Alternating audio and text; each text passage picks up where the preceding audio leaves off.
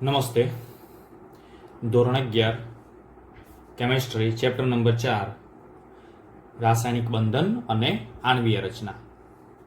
ચલો મિત્રો, આજનો આપણો વિડીયો નંબર છે ચોથા ચેપ્ટરનો ચોથો વિડીયો છે, માટે આપણે વિડીયો નંબર આપેલો છે 4.4.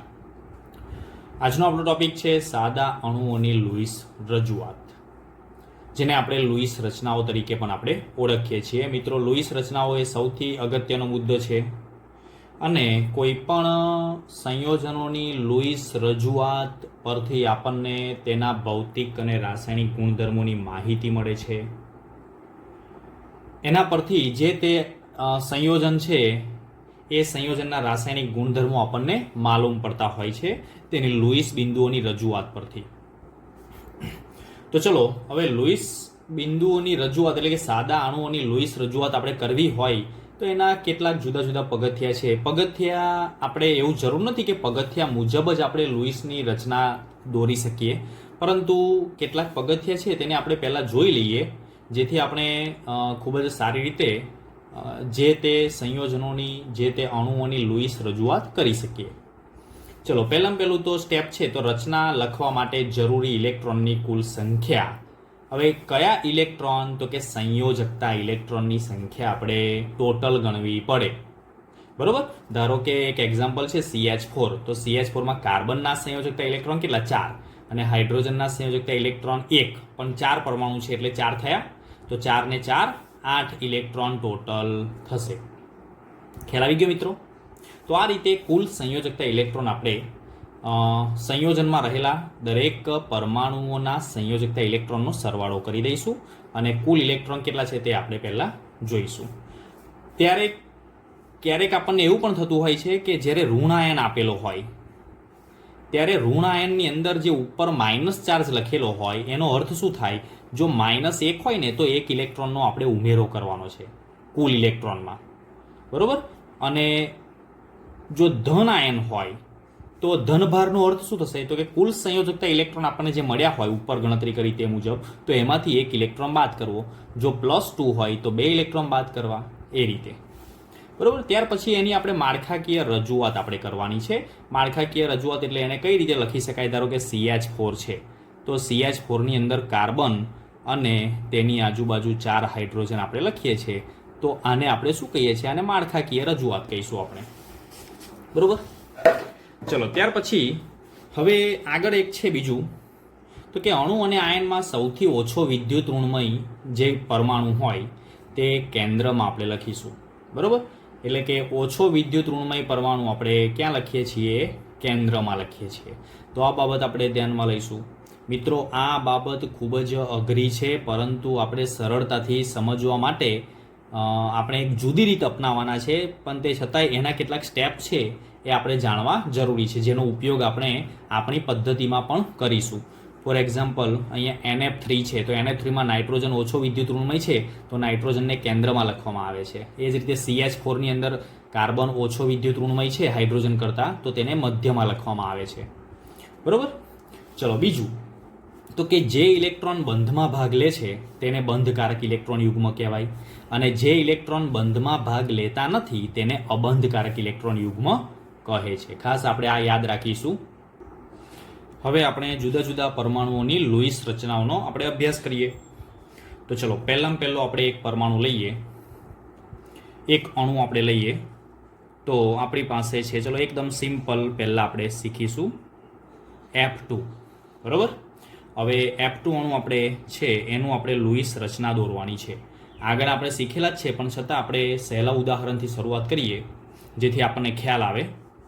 ચલો, F2 છે, તો F2ની અંદર કુલ ઇલેક્ટ્રોન કેટલા છે એ આપણે અહીંયા પહેલાં ગણતરી કરીશું. અહીંયા સાઈડ પર તો 1 ફ્લોરિનના સંયોજકતા ઇલેક્ટ્રોન 7, તો 2 ફ્લોરિન છે તો 2 × 7, એટલે ટોટલ કેટલા ઇલેક્ટ્રોન થયા? ટોટલ 14 ઇલેક્ટ્રોન થયા, બરાબર. ચલો, હવે અહીંયા આગળ આપણે પહેલું શું કરીશું? આપણી સરળતા ખાતર આપણે અહીંયા F2નું માળખાકીય રજૂઆત કેવી છે તે આપણે પહેલાં અહીંયા આગળ દોરીશું. તો F બંધ F, એટલે કે F વચ્ચે એક બંધ હોય છે. આ રીતે આપણે અહીંયા સમજ્યા. તો અહીં આગળ આપણને ખ્યાલ છે કે એક બંધ એટલે કેટલા ઇલેક્ટ્રોન, એક બંધ એટલે 2 ઇલેક્ટ્રોન, બરોબર. હવે આ 14 ઇલેક્ટ્રોનમાંથી તમે 2 ઇલેક્ટ્રોન બાદ કરી દો બંધમાં જે વપરાયો તે, તો કેટલા ઇલેક્ટ્રોન રહ્યા? 14માંથી તમે 2 ઇલેક્ટ્રોન બાદ કરશો તો અહીંયા રહેશે 12 ઇલેક્ટ્રોન, બરોબર. હવે 12 ઇલેક્ટ્રોન રહ્યા છે એટલે 12 ઇલેક્ટ્રોનની તમારે આ અહીંયા બંને ફ્લોરિન ઉપર તમારે વહેંચણી કરવાની છે. તો જુઓ અહીંયા આ એફ પાસે 2 ઇલેક્ટ્રોન કહેવાય અને આ ફ્લોરિન પાસે પણ 2 ઇલેક્ટ્રોન છે. તો અષ્ટક રચના પ્રાપ્ત કરવા માટે બીજા 6ની જરૂર પડે. તો 1 2 3 4 5 6, 1 2 3 4 5 6, એટલે ટોટલ આપણે અહીંયા -12 કરી દઈએ તો 0 થઈ ગયા, 0 ઇલેક્ટ્રોન. તો આ રીતે આપણે એની લુઈસ રચના આપણે દોરવાની છે. આને વ્યવસ્થિત રીતે દોરવી હોય તો આ રીતે આપણે બતાવી શકાય. બંનેને અલગ અલગ રીતે આપણે બતાવવું હોય તો અહીંયા બોન્ડની જગ્યાએ આપણે શું કરીશું? આ રીતે 2 ઇલેક્ટ્રોન દર્શાવીશું. જો તમે અલગ અલગ પેનથી ઇલેક્ટ્રોન દર્શાવો તો વધારે સારું દેખાશે, બરોબર. એટલે અહીંયા આપણે જોઈ શકીએ કે આ જે આમાં બંને ફ્લોરિન છે એમાંથી એક ઇલેક્ટ્રોન જે બંધમાં ભાગ લીધેલો છે તે એક ફ્લોરિનનો અને બીજો ઇલેક્ટ્રોન બીજા ફ્લોરિનનો છે. તો આ રીતે આપણે એની રજૂઆત કરી શકીએ. આને આપણે લુઈસ રચના કહીએ છીએ, બરોબર. પણ આવી રીતે આપણે પહેલી કાચી રચના આપણે જો કરીશું તો એના પરથી આપણને આ ખ્યાલ આવશે. ચલો એક બીજું સિમ્પલ ઉદાહરણ આપણે લઈએ.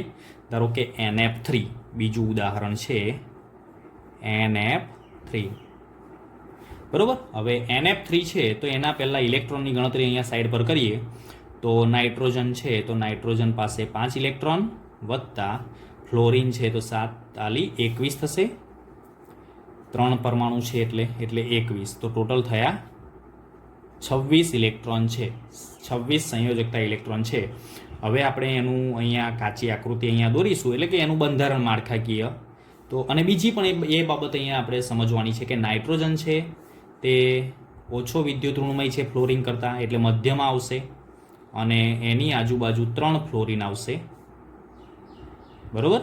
અને તે પહેલાં આપણે સિંગલ બંધથી આપણે એને બતાવી દઈએ કારણ કે એનું બંધારણ આ પ્રમાણેનું હોય છે એટલા માટે. ચલો અહીંયા 3 બંધ આપણે વ્યસ્ત બતાવી દીધા છે.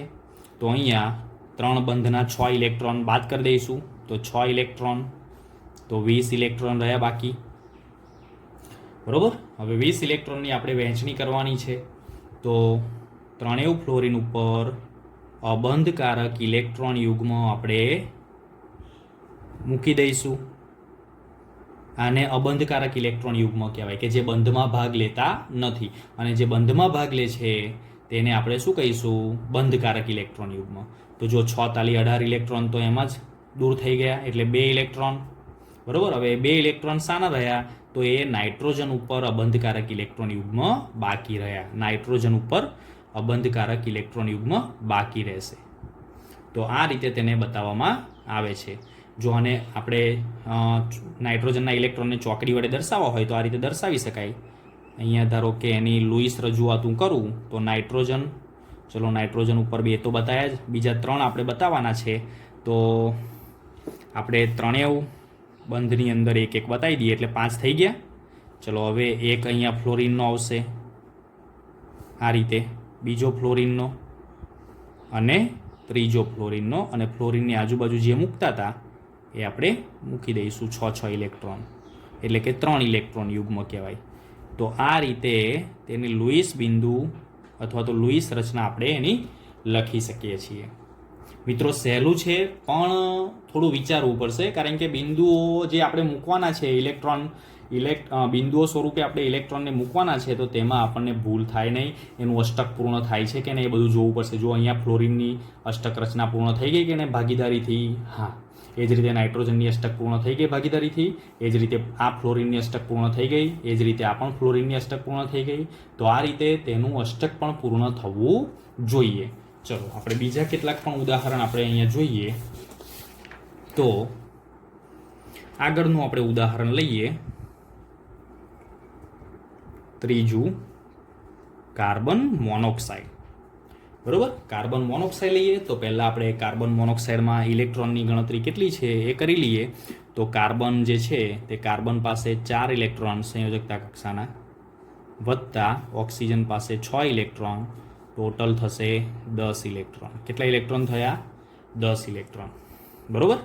હવે આપણે મને ખબર છે કે કાર્બન અને ઓક્સિજન વચ્ચે, તો તમારે પણ યાદ રાખવાનું છે મિત્રો, તો જ આ બંધારણો આપણે સરળતાથી લખી શકીશું, બાકી આ અઘરા છે. ચલો, કાર્બન અને ઓક્સિજન વચ્ચે ટ્રિપલ બોન્ડ છે, તો આ માળખાકીય રજૂઆત આપણે યાદ રાખીશું. બરોબર, જેનાથી આપણને લુઈસ બિંદુ નિરૂપણ સરળતાથી આપણને આવડી જશે. જો સ્ટેપ વાઇઝ આપણે કરવા જઈશું તો એની અંદર ઘણી બધી ભૂલો થશે, અને એની અંદર એક એ મેથડ એવી છે કે પ્રયત્ન અને ભૂલ દ્વારા આપણે એને સોલ્વ કરવું પડશે. પણ આ રીતે જો તમે સ્ટ્રક્ચર યાદ રાખશો કે કાર્બન અને ઓક્સિજન વચ્ચે અહીંયા ટ્રિપલ બોન્ડ આવે છે, તો તમને સરળતા રહેશે. તો ચલો, અહીંયા 3 બંધ છે, તો 3 બંધના 6 ઇલેક્ટ્રોન અહીંયા દૂર થઈ ગયા. તો 3 બંધના 6 ઇલેક્ટ્રોન દૂર થાય તો કેટલા ઇલેક્ટ્રોન રહેશે? 4 ઇલેક્ટ્રોન. હવે આ 4 ઇલેક્ટ્રોનની આપણે દૂર કરવાના છે, એટલે કે ક્યાં હશે તેનું સ્થાન એ આપણે મૂકવાનું છે. તો 2 ઇલેક્ટ્રોન અહીંયા કાર્બન પર હશે અને બીજા 2 ઇલેક્ટ્રોન આ કાર્બન પર હશે. બરોબર, તો એમ કરીને ટોટલ 4 ઇલેક્ટ્રોન. હવે એની આપણે અષ્ટક પણ પૂર્ણ કરી દીધી. જુઓ, આ 6 ઇલેક્ટ્રોન અને આ 2, 8. એ જ રીતે આ બંધના 6 ઇલેક્ટ્રોન અને આ 2, એમ કરીને 8 અષ્ટક બંનેમાં પૂર્ણ થાય છે. આને જો આપણે લુઈસ રચના એટલે કે બિંદુ સ્વરૂપે દર્શાવવું હોય તો એને આપણે આ રીતે દર્શાવી શકાય. તો અહીં આગળ જો આપણે કાર્બન જે છે એ કાર્બન, જેના આપણે 2 ઇલેક્ટ્રોન અહીંયા મૂક્યા, તો કાર્બનની સંયોજક કક્ષામાં છેલ્લામાં છેલ્લા 2 ઇલેક્ટ્રોન હોય, એટલે અહીંયા પણ એના 2 ઇલેક્ટ્રોન મૂકવા પડે.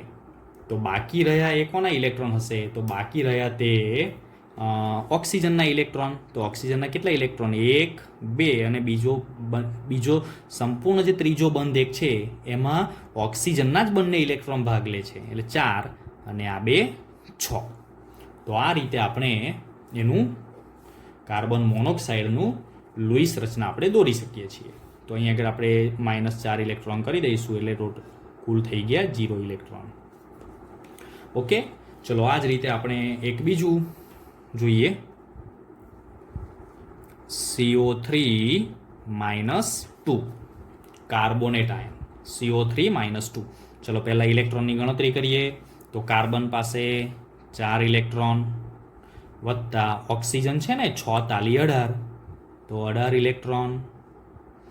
બરોબર, અને -2 છે, તો ઋણાયન ક્યારે મળે આપણને?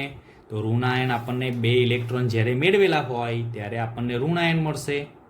બરોબર, એટલે 2 ઇલેક્ટ્રોન અહીંયા આગળ આપણે મેળવવા પડશે. તો મેળવી દઈએ. ચલો, અહીંયા +2 કરી દઈએ, +2 ઇલેક્ટ્રોન. તો 20 ને 4, 24 ઇલેક્ટ્રોન ટોટલ થશે. બરોબર, હવે અહીંયા આગળ 24 ઇલેક્ટ્રોન છે, એ 24 ઇલેક્ટ્રોનની આપણે ગોઠવણી કરવાની. પણ મિત્રો, આપણે એ ધ્યાન રાખીશું, મેં તમને કહ્યું એ પ્રમાણે, તો કે કાર્બન એ ઓછો વિદ્યુત ઋણમય છે, માટે તે મધ્યમાં આવશે અને તેની આજુબાજુ 3 ઓક્સિજન આવશે, અને એમાંથી 2 ઓક્સિજન એ એકલ બંધથી અને 1 ઓક્સિજન ડબલ બોન્ડથી જોડાય છે. બરોબર, અને અહીંયા આગળ એનો ચાર્જ આપણે -2 છે, તો આ રીતે આપણે -2 ચાર્જ આપણે બતાવીએ છીએ. ચલો, પહેલાં આપણે આ રીતે રજૂઆત કરીએ. બરોબર, ખરી રજૂઆત મિત્રો આ રીતે છે, પણ બંધ દ્વારા આપણે સમજી શકીએ એટલા માટે હું અહીંયા તમને બંધ દ્વારા બતાવું છું. ચલો, 1, 2, 3, 4 એટલે કે 8 ઇલેક્ટ્રોન વ્યસ્ત છે. બરોબર, બંધકારક ઇલેક્ટ્રોન યુગ્મ છે, 8 ઇલેક્ટ્રોન છે બંધકારક ઇલેક્ટ્રોન યુગ્મ. બરોબર, બંધકારક ઇલેક્ટ્રોન યુગ્મ અહીંયા 24માંથી તમે 8 બાદ કરશો તો 16 ઇલેક્ટ્રોન આવશે. 16 ઇલેક્ટ્રોનની આપણે વહેંચણી કરવાની છે. બરોબર, તો 16 ઇલેક્ટ્રોનની અહીંયા જુઓ, આ ઓક્સિજન ઉપર 3 અબંધકારક ઇલેક્ટ્રોન યુગ્મ. બરોબર, આ ઓક્સિજન ઉપર 3 અબંધકારક ઇલેક્ટ્રોન યુગ્મ. ખ્યાલ આવી ગયો? અને અહીંયા 6 ને 6 12 એટલે 12 ઇલેક્ટ્રોન આપણે અહીંયા આગળ બતાવ્યા. 12 ઇલેક્ટ્રોન જે બંને ઓક્સિજન પર ગયા, એટલે બાકી કેટલા રહ્યા? 4 ઇલેક્ટ્રોન. હવે 4 ઇલેક્ટ્રોનને આપણે જે બતાવવાના છે તેને આપણે આ ઓક્સિજન પર મૂકી દઈશું, એટલે એનું પણ અષ્ટક પૂર્ણ થઈ જશે. જુઓ જોઈએ, અહીંયા અષ્ટક પૂર્ણ થવું જોઈએ. હું અહીંયા 6 ઇલેક્ટ્રોન મૂક્યા, પણ મારા ધ્યાનમાં છે કે અહીંયા 6 અને આ 2 8 થયા. એ જ રીતે અહીંયા 6 અને આ 2 8 થયા. એ રીતે આપણે મૂકીશું. અને અહીંયા પણ 4 અને 4 8, 2 બંધ એટલે 4. તો એ રીતે દરેકનું અષ્ટક પણ પૂર્ણ થવું જોઈએ. બરોબર, તો તેને આ રીતે આપણે દર્શાવવામાં આવે છે. એને આપણે લુઈસ રચના સ્વરૂપે આપણે અહીંયા દર્શાવવું હોય તો એ પણ આપણે દર્શાવીએ. તો જુઓ, કાર્બન જો અહીંયા બોન્ડ મેં દોરી દીધો છે, તો બોન્ડની જગ્યાએ આપણે શું કરવું પડશે, 1 મિનિટ. તો જો મિત્રો, મેં એની લુઈસ રચના અહીંયા દોરેલી છે. કાર્બન, તો કાર્બનના જે 4 ચોકડી વડે 4 ઇલેક્ટ્રોન બતાવ્યા છે, બરોબર. અને 18 ઇલેક્ટ્રોન જે ઓક્સિજનના છે, તો જો દરેક આ ઓક્સિજન પર આ 6 ઇલેક્ટ્રોન છે, આ ઓક્સિજન પર આ 6 ઇલેક્ટ્રોન બતાવ્યા છે, આ ઓક્સિજન પર 6 ઇલેક્ટ્રોન બતાવેલા છે. તો આ ઇલેક્ટ્રોન અને આ ઇલેક્ટ્રોન ક્યાંથી આવ્યો, તો એ તમને ખ્યાલ આવવો જોઈએ કે અહીંયા આગળ -2 છે ને, તો એ -2ના 2 ઇલેક્ટ્રોન આપણે ઉમેર્યા છે. માઇનસ એટલે કે ઋણભાર હોય ને, તો ઋણભાર જેટલો હોય એટલા ઇલેક્ટ્રોન આપણે એમાં ઉમેરવાના. તો એ ઇલેક્ટ્રોન અહીંયા બંધમાં ભાગ લે છે. તો આ રીતે એની લુઈસ રચના, જો હું તમને જ્યારે એક્ઝામમાં પૂછું ને, ત્યારે તમારે આ રીતે નથી લખવાનું. જો તમે આ રીતે લખીને આ રીતે લખશો તો મને વાંધો નથી, પણ તમે સીધું આ રીતે લખશો તો પણ ચાલશે, બરોબર. ચલો હવે એક બીજું આપણે ઉદાહરણ જોઈએ. ચલો એ ઉદાહરણ નંબર છે S3O+. S3O+ જોઈએ આપણે.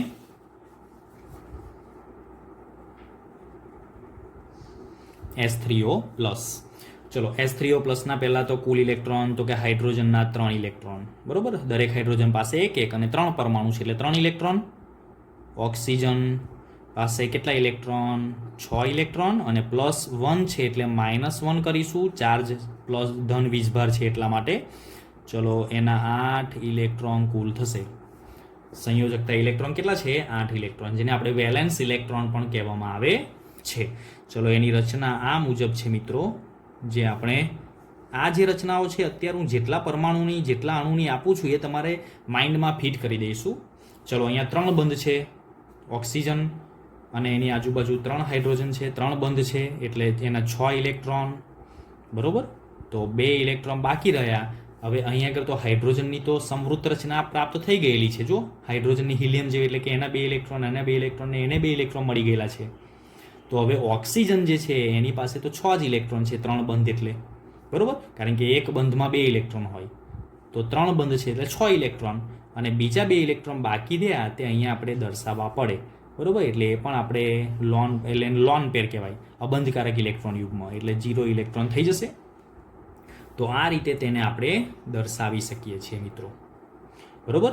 અને જો આપણે લુઈસ રચનાની રીતે દર્શાવવું હોય તો આપણે અહીંયા દર્શાવીએ. જુઓ, ઓક્સિજન, હાઇડ્રોજન, હાઇડ્રોજન અને હાઇડ્રોજન. અહીંયા આપણે કોર્નરમાં આપણે મૂકી દઈશું પ્લસ.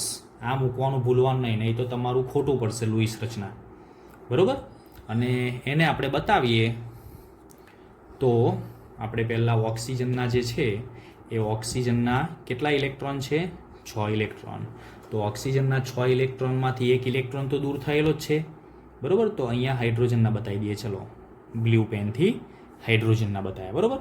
અને ઓક્સિજનના બતાવવા હોય તો 1, 2, 3, 4 અને 5 થઈ ગયા. 1 ઇલેક્ટ્રોન તો અહીંયાથી દૂર થયેલો છે, એટલે 6 ઇલેક્ટ્રોન નહીં આવે, 5 આવશે, બરોબર. તો આ રીતે એનું લુઈસ બંધારણ આપણે બતાવી શકીએ છીએ. ચલો હવે આપણે NO2- નું લુઈસ રચના જોઈએ. તો એમાં ઇલેક્ટ્રોનની સંખ્યા નાઇટ્રોજન છે, તો નાઇટ્રોજન પાસે ઇલેક્ટ્રોનની સંખ્યા કેટલી, તો એની પાસે 5. ચલો ઓક્સિજન 6 દુ 12,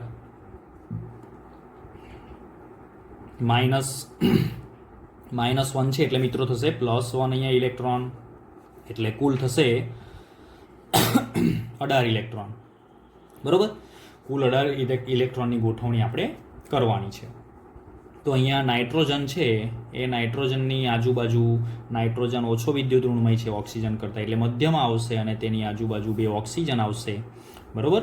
અને એક બાજુ દ્વિબંધ આવશે અને એક બાજુ સિંગલ બંધ આવશે. તો આ તેનું આપણે બંધારણ યાદ રાખીશું. ચલો હવે 3 બંધ છે એટલે 6 ઇલેક્ટ્રોન દૂર થયા, તો 12 ઇલેક્ટ્રોન બાકી રહેશે. ચલો 12 ઇલેક્ટ્રોન છે તો અહીંયા આગળ ઓક્સિજન પર અબંધકારક ઇલેક્ટ્રોન યુગ્મ 6 મૂકી દીધા, અને બીજા ઓક્સિજન આ 6 મૂક્યા અને આ 2 8 થઈ ગયા, અને બીજા અહીંયા આગળ 4 છે આ ઓક્સિજન પાસે, 2 બંધ એટલે, તો બીજા 4 આપણે અહીંયા મૂકી દઈશું. તો 4 ને 4 8 થઈ ગયા. તો અહીંયા આગળ 4 ને 6 10 ઇલેક્ટ્રોન આપણે અબંધકારક મૂકી દીધા, બરોબર. રહ્યા કેટલા, 2 ઇલેક્ટ્રોન. તો 2 ઇલેક્ટ્રોન આપણે કઈ મૂકવાના છે, નાઇટ્રોજન ઉપર મૂકી દઈશું.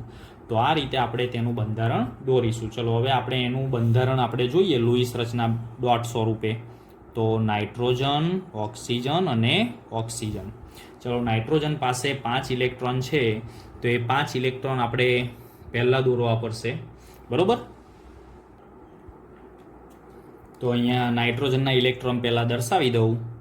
તો 1, 2, અહીંયા 3, અહીંયા 4 અને 5. બરોબર? ચલો, ઓક્સિજનના ઇલેક્ટ્રોન દર્શાવવા છે આપણે. ઓક્સિજનના ઇલેક્ટ્રોન દર્શાવીએ તો 1, 2, 3, 4, 5, 6. એ જ રીતે આ ઓક્સિજનના દર્શાવી દઈએ 1, 2, 3, 4 અને 2 બંધમાં ભાગ લે છે. હવે અહીંયા જે બંધની અંદર બીજો ઇલેક્ટ્રોન છે તે ક્યાંથી આવ્યો? તો આ માઇનસ ચાર્જ છે તેનો એક ઇલેક્ટ્રોન આવશે. તો આ રીતે આપણે એને દર્શાવીશું. ખ્યાલ આવી ગયો મિત્રો? ચલો, એક આપણે બીજું ઉદાહરણ લઈએ. HNO3 લઈશું. HNO3. ચલો, HNO3 એને આપણે નાઇટ્રિક એસિડ કહીશું. કુલ ઇલેક્ટ્રોનની સંખ્યા ગણી લઈએ અહીંયા. તો હાઇડ્રોજન પાસે 1, નાઇટ્રોજન પાસે 5 અને ઓક્સિજન 6 તાલી 18. તો કુલ ઇલેક્ટ્રોન થશે 18 ને 5 23 ને 1 24 ઇલેક્ટ્રોન થશે.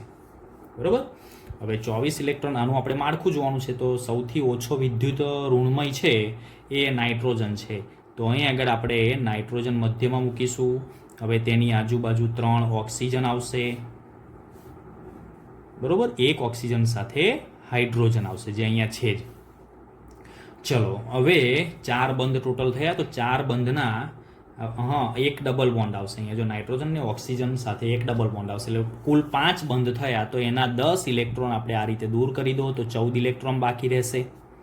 બરોબર? હવે 14 ઇલેક્ટ્રોન છે. હવે અહીંયા આગળ જો આ ઓક્સિજન પાસે કેટલા ઇલેક્ટ્રોન? 1, 2, 3, 4. તો 5, 6, 7, 8. એ રીતે 2 અબંધકારક ઇલેક્ટ્રોન યુગ્મ અહીંયા આગળ આપણે મૂક્યા. બરોબર? એટલે 2 દુ 4 ઇલેક્ટ્રોન ઓછા થયા.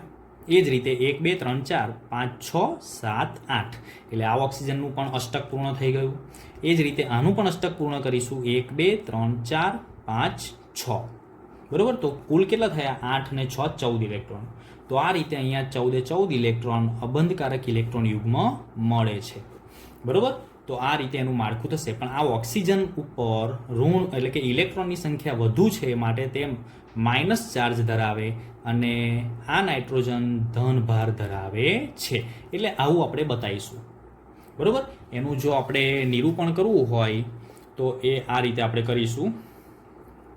તો નાઇટ્રોજન, ચલો, નાઇટ્રોજનની આજુબાજુ આપણે ઓક્સિજન ગોઠવી દઈએ અને એક ઓક્સિજનની બાજુમાં આપણે હાઇડ્રોજન મૂકીશું. તો પહેલું અહીં આગળ આપણે શું કરીશું? તો કે હાઇડ્રોજન જે છે, બરોબર, એ હાઇડ્રોજનનો આ એક ઇલેક્ટ્રોન ચોકડી વડે મેં દર્શાવ્યો. બરોબર? અને અહીંયા ઓક્સિજનનો એક ઇલેક્ટ્રોન મેં ડોટ વડે દર્શાવ્યો. એ જ રીતે ઓક્સિજનનો અહીંયા બીજો ઇલેક્ટ્રોન મેં ડોટ વડે દર્શાવ્યો અને ઓક્સિજનના બીજા 4 ઇલેક્ટ્રોન જે અબંધકારક છે અહીંયા મૂકેલા છે એ રીતે મેં દર્શાવ્યા. બરોબર? હવે આ જે નાઇટ્રોજનનો જે ઇલેક્ટ્રોન છે એ નાઇટ્રોજનનો ઇલેક્ટ્રોન હું અહીંયા દર્શાવું છું ચોકડી વડે. તો નાઇટ્રોજનનો એક ઇલેક્ટ્રોન, નાઇટ્રોજનનો અહીંયા 2 ઇલેક્ટ્રોન આવશે.